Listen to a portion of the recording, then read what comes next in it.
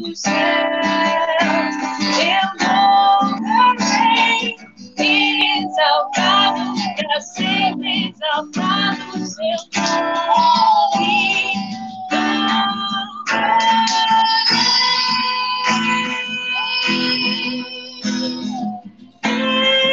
Meu Senhor, na verdade vai ser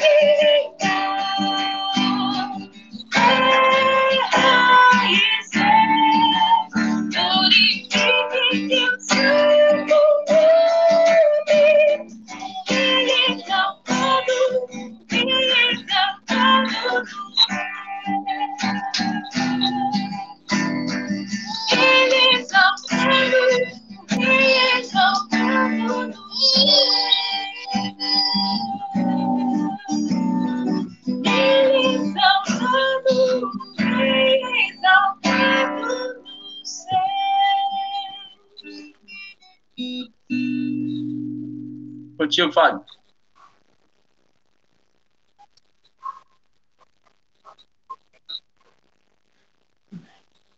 Bom dia a todos, irmãos. Bom dia. Estão me ouvindo? Oh. Pois é, Fagner, contando com as crianças, eu já vi Maria Eduarda aí, a Júlia, a Manuela, e tem 3 aqui, eu já vi a Débora com o Igor, voltaram. Acho que foi a Juliana, não é? Irmã Claudinei com a irmã Neia. Irmã, isso. Somos 18, acho. Agora tem 2 aí que devem estar no ar e não estou vendo o rosto. Mas tudo bem, vai voltando. Irmão, como disse o irmão Levi, uma nova etapa, né, na vida da igreja. E na minha vida, uma experiência muito interessante. Não só pelo momento de pandemia, mas em questão de internet, computador. Eu estou engatinhando, irmãos. Eu estou com o computador do meu filho, mas hoje mesmo já estou pedindo um para mim. Eu tenho 2 aí antigos, que me servem algumas coisas, em contrato de aluguel que eu tenho, aluguéis, mas eu vou comprar um só para esse momento. Irmão Fagner, eu já estou pensando, irmão Levi, até num seminário. Daqui a pouco, tempo, versículo por versículo. E quando terminar. Seminário Batista de Fotos. Seminário teológico. Batista, primeiro igreja batista. E quando terminar, os irmãos vão estar dando aula. Com certeza. Eu tenho aprendido muito nesses dias, lendo, relendo, coisas que eu já treli, quatreli, estou vendo de novo. Tem sido muito interessante. Então, vamos lá. Nós começamos às 10h10. Vamos ver se a gente, uns 30 minutos, a gente resolve tudo. O nosso tema, irmãos, dando prosseguimento aos estudos que estamos fazendo na carta aos Efésios, hoje nós vamos ler apenas o versículo 12 do capítulo 3.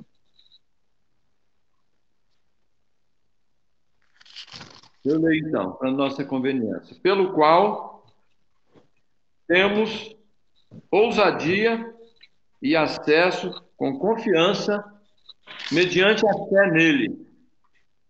Os irmãos, quando nós entrarmos no seminário, não só a Bíblia, mas vou passar noções de interpretação.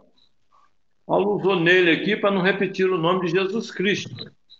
Porque se os irmãos perceberem, ele fala pelo qual, versículo 12 e versículo 11 diz assim: segundo o eterno propósito que estabeleceu em Cristo Jesus, nosso Senhor, pelo qual temos ousadia e acesso com confiança mediante a fé nele. Então está claro que nele aqui é Cristo Jesus, Jesus Cristo. E o nosso tema hoje é ousadia, acesso, confiança.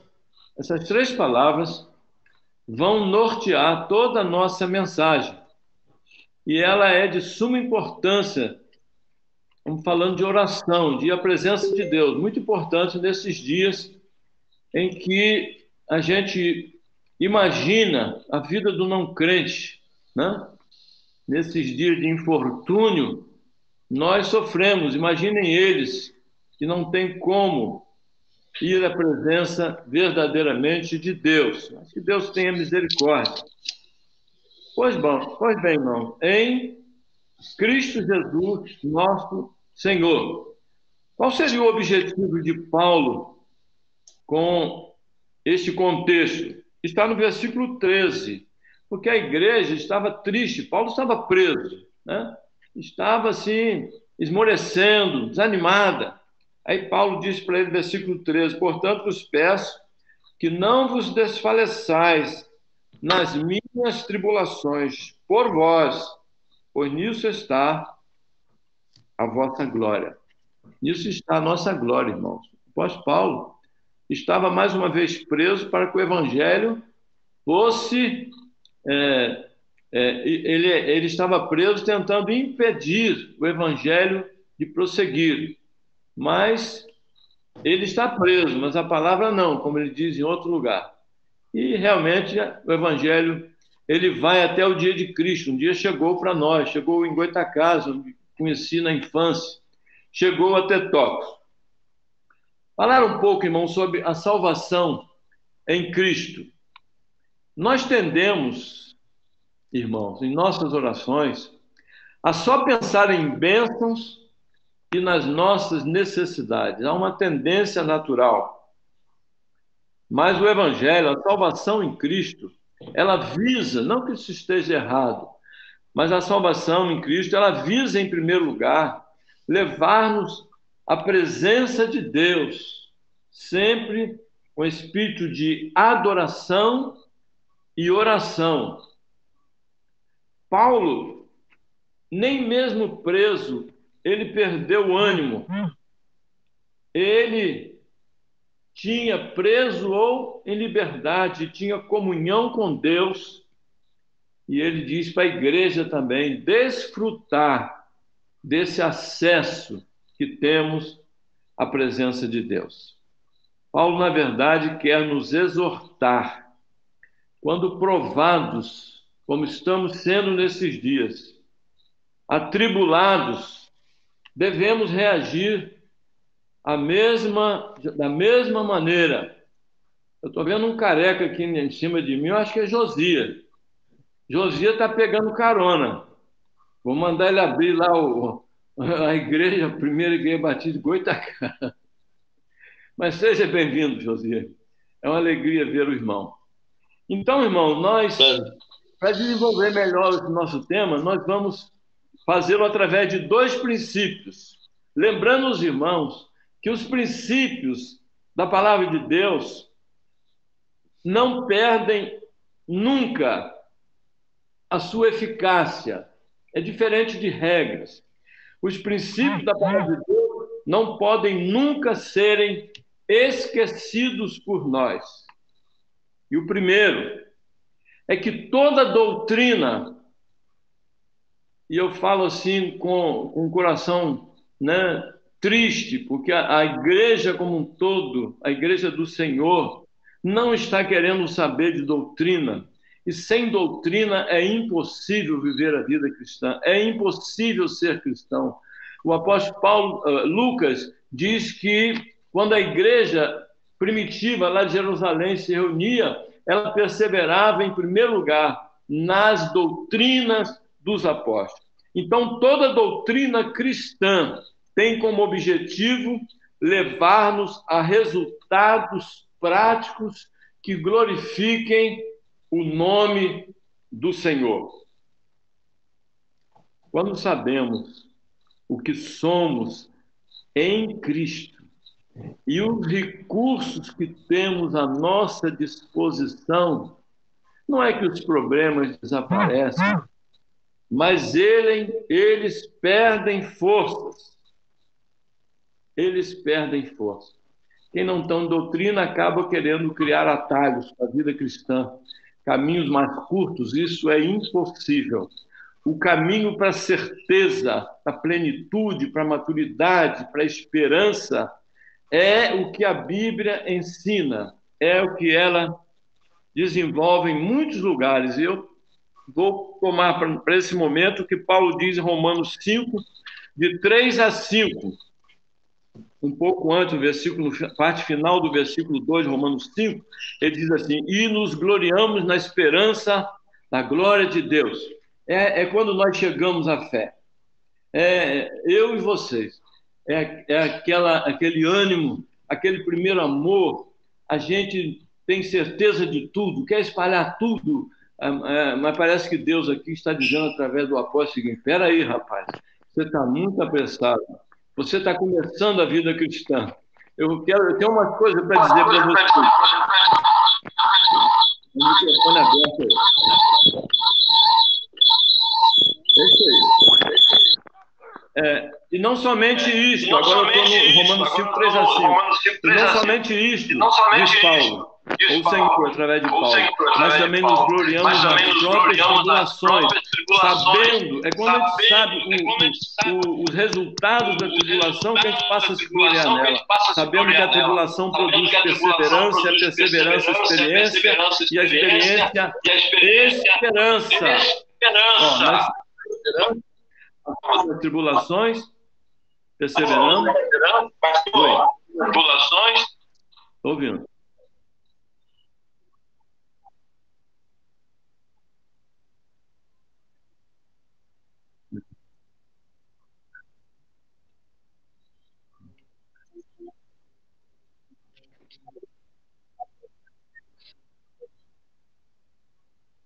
É a irmã Irinete que está aberto. Mas a sua dela só não faz diferença, não. Eu tô quietinha, só tá Eu sei. Acho que só o dela não vai fazer diferença, não.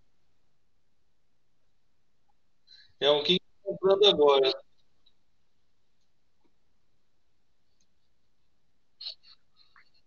Ó. Hein? Eu vou desligar o meu, tá ligado? Pode ser que isso esteja influenciando. Então, já desliguei. Pois bem, então nós saímos da esperança, passamos para as tribulações, perseverança, experiência, e voltamos para a esperança, melhor do que estavam, experimentados, maduros. Aí Paulo conclui essa parte e diz: ora, a esperança não confunde, porque o amor de Deus é derramado em nosso coração pelo Espírito Santo que nos foi outorgado, foi nos dado, colocado em nós. Meus irmãos, o apóstolo Paulo, ele, nesse texto, em todas as suas epístolas, ele dá uma impressão muito clara. Ele subia aos céus, mesmo firmado os seus pés por aqui. Pior, ele estava preso, mas ele subia aos céus. Isso não é privilégio do apóstolo Paulo. Isso é uma dádiva de Deus para todos nós, os crentes, os seus filhos. O nosso conhecimento, então, das doutrinas deve, irmãos, levar-nos a termos uma vida cristã sempre ascendente. Está muito claro que todo crente que chega, ele está precisando de leite, como a criança. O leite materno, o leitinho, depois a papinha, depois alimento sólido. E são as doutrinas que nos fazem chegar a essa posição. Uma vida de oração e verdadeiro trabalho para o Senhor. Se não tem sido assim, devemos examinar-nos a nós mesmos. Alguma coisa está errada. E nós sabemos que tem muitos irmãos de muitos anos de igreja que parecem crianças espirituais ainda. Mas há uma coisa que devemos também, e eu tenho dito isso desde que retornei a Tóquio. Não é só doutrina, é doutrina aplicada, é prática à luz da doutrina. Nunca devemos separar e nunca devemos inverter a ordem. É doutrina com prática. É amor a Deus e à igreja e aos irmãos à luz do que Deus revelou que nós somos. Por exemplo, em Romanos 15, 4, diz Paulo que tudo que outrora, tá lá tudo que no Antigo Testamento está escrito, foi escrito para nosso ensino, foi escrito a fim de que, pela paciência e pela consolação das Escrituras, tenhamos esperança. É quando a gente olha para a vida de Abraão, para a vida de Moisés, Davi, Pedro, Tiago, todos eles, o apóstolo Paulo, olha para os acertos, mas também para os erros dele, é que nós aprendemos. Eles eram como nós, não eram diferentes, não. Evidentemente que em questão de dom, sim, mas como crente, eles eram como nós. Na igreja, irmãos, uns têm doutrina, só querem doutrina. É um erro. Outros querem somente ser prática. Ser prático. Ah, eu não gosto de doutrina. Eu gosto de ser um crente prático. Isso é impossível, irmãos. Eu repito, tem que haver este equilíbrio. Em primeiro, olhem as ordens das epístolas, sobretudo de Paulo, é doutrina e, por fim, prática. Na carta aos Romanos, é doutrina de 1 a 11. É como se Paulo dissesse, depois que tudo que passei para vocês, vou fazer um apelo em nome de Jesus, pelas misericórdias de Deus. Quem lê para mim? Quem lê? Fugiu da cabeça. Romanos 12. Pelas misericórdias, né? Romanos 12. Olha que ele vai fazer um apelo depois de 11 capítulos. Ele não foge das doutrinas, não. Ele vai e volta. Rogo-vos, pois, irmãos, pelas misericórdias de Deus, que apresenteis o vosso corpo, toda a nossa estrutura, o sacrifício vivo, santo e agradável a Deus, que é o nosso culto racional. O nosso culto é inteligente. Nós sabemos a quem adoramos e por que o adoramos. Como Paulo dizia, eu sei em quem tenho crido. Então vamos prosseguir. Vamos ver isso de maneira bem nítida. Quem está aberto em Efésios 3, volte um pouquinho naqueles textos bem conhecidos, porque 2, 8 e 9, porque pela graça sois salvos mediante a fé. Isso não vem de vós, é dom de Deus, não de obras, para que ninguém... Romanos 2, 8 e 9. Se não procure, não, acompanha aí. Versículo 2, capítulo 2 de Efésios. Acompanhe só. Aquele tempo estava sem Cristo, separado da comunidade de Israel, estranhos ao longo da promessa, não tendo esperança e sem Deus no mundo. Mas agora, em Cristo, vós que estáis longe, foste aproximados pelo sangue de Cristo, porque Ele é a nossa paz, o qual de ambos fez um, o crente. E tendo derrubado a parede da separação que tinha no meio, a inimizade, aboliu na sua carne a lei dos mandamentos da ordenança, para que dos dois criasse um. Para que dos dois criasse um. Criasse em si mesmo um novo homem, fazendo e reconciliasse ambos no seu corpo de Deus por meio da cruz, destruindo pela cruz a inimizade que havia. Não percebe que tudo é doutrina. Todos são aproximados, judeus e gentios. Todos estão em Cristo. Aí, se a gente avançar, em áudio aberto aí. Se a gente avançar para o capítulo 4 dessa mesma carta de Efésios. Olha só.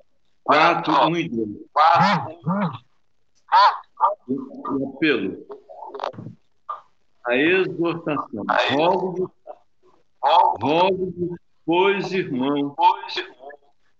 Rogo-vos, pois, eu, prisioneiro do Senhor, que andeis de modo digno da vocação a que foste chamado. É prática. Ele está nos chamando à prática depois de Deus na cruz, salvo pela graça. Com toda a humildade e mansidão, com longanimidade, suportando uns aos outros em amor. Aí vai, capítulo 4, 25 a 32, a mesma coisa. É Paulo chamando-nos à prática da vida cristã que verdadeiramente glorifica o nome do Senhor. O segundo princípio, irmãos, é que a única ou é unicamente pela fé no Senhor Jesus Cristo que temos esta ousadia, este acesso e esta confiança para entrarmos na presença de Deus. Como oramos? Para que nós oramos? Será que nós gostamos de orar? O que tem acontecido em nossas orações? Será que nos sentimos como a instrução do apóstolo, entrar com ousadia, com acesso, com confiança? Será que tem sido assim? Irmãos, de tantas e tantas bênçãos, como ele disse lá no capítulo 1, 3 de Efésios, que Deus já nos abençoou com todas as bênçãos espirituais nas regiões. Esta é uma das grandes bênçãos que só o crente em Jesus tem. De todas as bênçãos, esta é incomparável. Temos acesso à presença de Deus pela oração.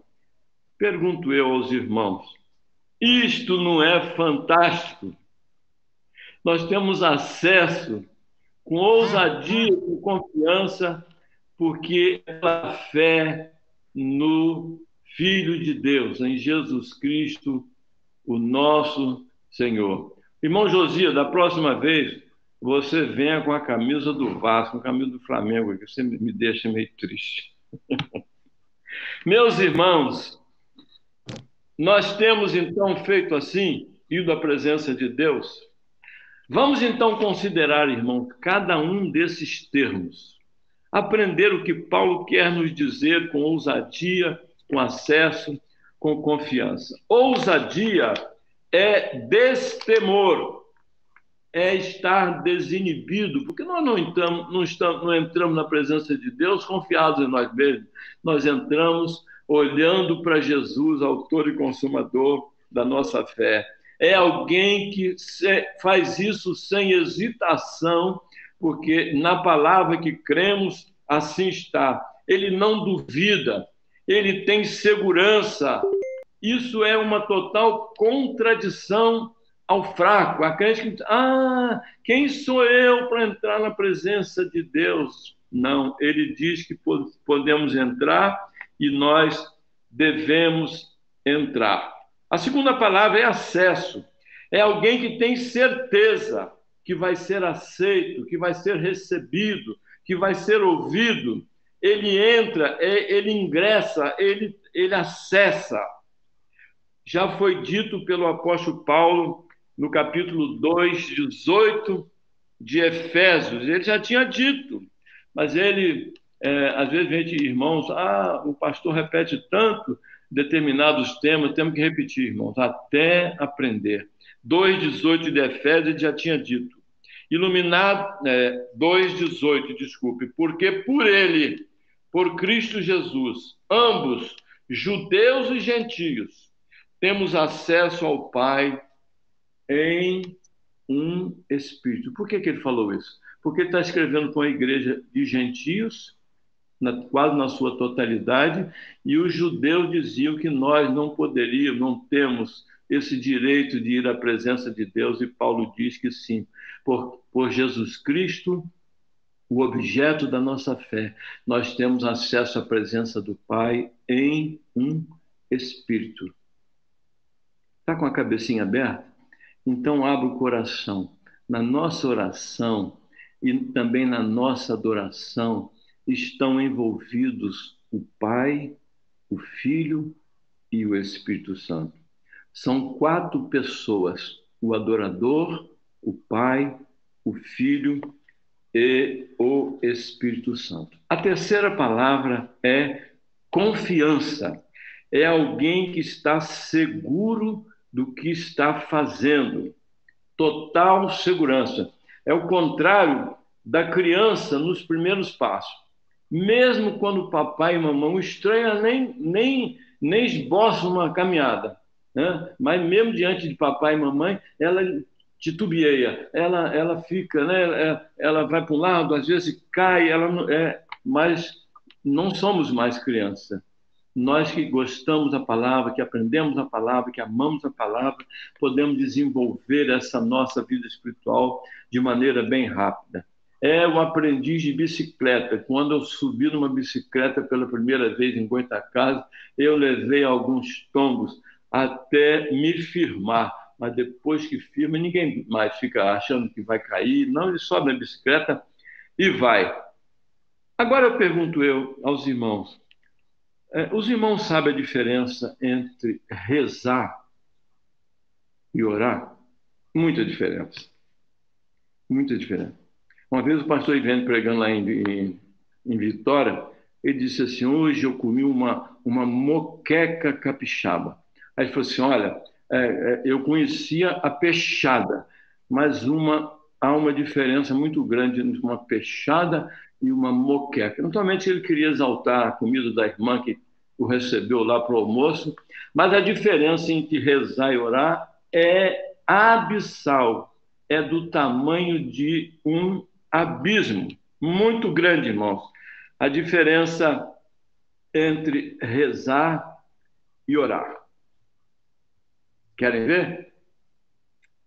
Hebreus 10, acompanhe só, 19 a 22. Tendo, pois, irmãos, intrepidez para entrar no Santo dos Santos. Só o sumo sacerdote entrava nos cultos do judaísmo. Agora todo crente tem acesso pelo sangue de Jesus, por este novo e vivo caminho que ele nos consagrou pelo véu, isto é, pela sua carne, pelo seu corpo vertido na cruz, e tendo grande sacerdote ele sobre a casa de Deus, aproximemo-nos com sincero coração, em plena certeza de fé, tendo o coração purificado da má consciência e lavado o coração com água pura, com a palavra de Deus, com a própria palavra de Deus. Eu leio ainda Mateus 21, 18 a 22, uma experiência que Jesus viveu com os discípulos. Diz assim, a figueira sem fruto. Cedo de manhã, ao voltar para a cidade, teve fome. E vendo uma figueira à beira do caminho, aproximando-se dela, não tendo achado senão folhas na figueira, disse, nunca mais nasça fruto de ti. E a figueira secou imediatamente. Vendo isto, os discípulos admiraram-se e exclamaram, como secou depressa a figueira? Jesus, porém, lhe respondeu, em verdade vos digo, que se tiver de fé e não duvidade, não somente fareis o que foi feito à figueira, mas até mesmo este monte disser, ergue-te e lança no mar, tal sucederá. Tudo quanto pedides em oração, crendo, recebereis. Aleluia, aleluia. Mateus 21, 18 a 22. Irmãos, os que rezam, percebam, eu não passei, isso que eu nasci já num lar, embora não crente ainda, assumido, mas eu nasci já, minha mãe já era crente, eu nunca aprendi a rezar. Os que rezam têm medo, eles nunca entram na presença de Deus, eles são inseguros, eles percebe-se claramente, eles não têm fé, coisa nenhuma. Em consequência, não tem nenhuma certeza, nenhuma esperança. Lembram daquela bem conhecida? Rogai por nós, pecadores, agora e na hora da nossa morte. Amém. Olha a insegurança. As orações de Paulo eram diferentes. As expressões do crente são bem diferentes. Paulo, certa vez, dizendo para Deus e para a igreja, disse assim, quando eu partir, eu vou estar com Cristo, que é infinitamente melhor. Percebeu a diferença? É abissal, é grande demais. Meus irmãos, nós estamos caminhando para o fim. Segundo a Bíblia, a palavra de Deus, não há a mínima chance de alguém entrar na presença de Deus senão mediante nosso Senhor Jesus Cristo. Disse-lhe Jesus, João 14, 6, eu sou o caminho, eu sou a verdade eu sou a vida. Ninguém vem ao Pai senão por mim. Ninguém é aproximado do Pai senão por mim. Lá em 1 Timóteo, o apóstolo Paulo escrevendo ao jovem pastor, no capítulo 2:5, ele diz o seguinte: e só há, portanto, porquanto só há um Deus e só um mediador entre Deus e os homens. O Santo dos Santos, irmãos, que era o compartimento mais importante da adoração que os judeus prestavam a Jeová, havia um lugar chamado Santo dos Santos. Ali só entrava o sumo sacerdote uma vez. Hebreus 9:7. Mas ele está escrevendo para judeus convertidos, mas no segundo, o Santo do Santo, só o sumo sacerdote, ele sozinho, uma vez por ano, não sem sangue, que oferece por si e pelos pecados de ignorância do povo. Nunca sem sangue. A primeira coisa que fez Jesus quando subiu aos céus, ele chegou à presença do Pai e apresentou o seu sangue derramado para a salvação de cada um de nós. Mas Deus é fogo consumidor. Devemos fazer com santo temor e tremor, com muita reverência, embora seja um canal de uma bênção inigualável. Em Lucas 22:19, Lucas 22:19, já dizia Jesus, e tomando um pão, tendo dado graça, partiu e disse, dizendo, isto é o meu corpo oferecido por vós, fazei isto em memória de mim. A Santa Ceia é sempre um memorial em memória do Senhor. Sem Cristo, irmãos, é impossível orar de maneira verdadeira. Hebreus 4:14-16. Tendo, pois, a Jesus, o Filho de Deus, como grande sumo sacerdote que penetrou os céus, conservemos firme a nossa confissão, porque não temos sumo sacerdote que não possa compadecer-se das nossas fraquezas,